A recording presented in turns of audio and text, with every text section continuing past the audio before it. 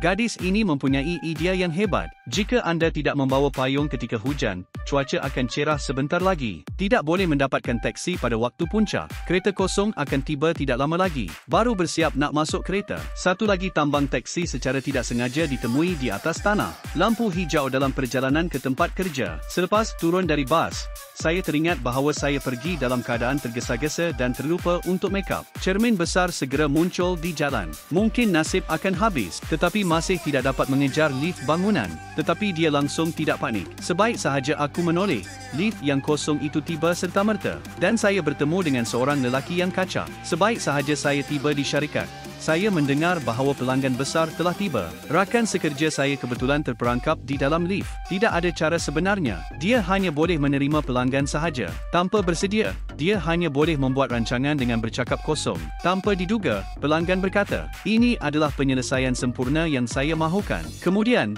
dia dinaikkan pangkat daripada pelatih kepada pekerja sepenuh masa terlebih dahulu oleh bosnya. Gembira, dia membeli tiket loteri secara santai. Saya secara tidak sengaja memenangi satu lagi hadiah pertama.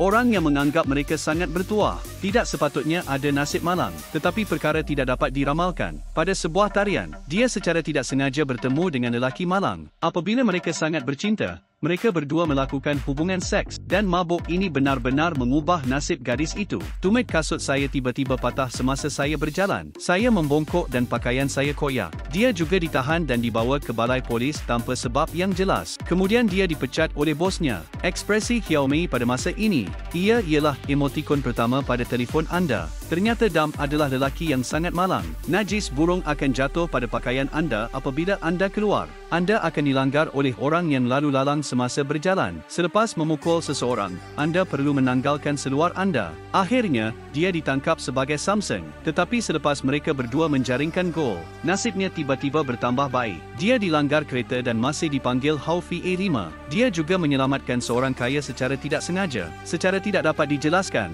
saya diberi ganjaran $5 juta. Xiaomi di seberang berada dalam keadaan sengsara. Sebaik sahaja saya pulang, saya dapati apartmen saya dinaiki air. Tiada cara, saya hanya boleh berpindah sementara ke rumah kawan.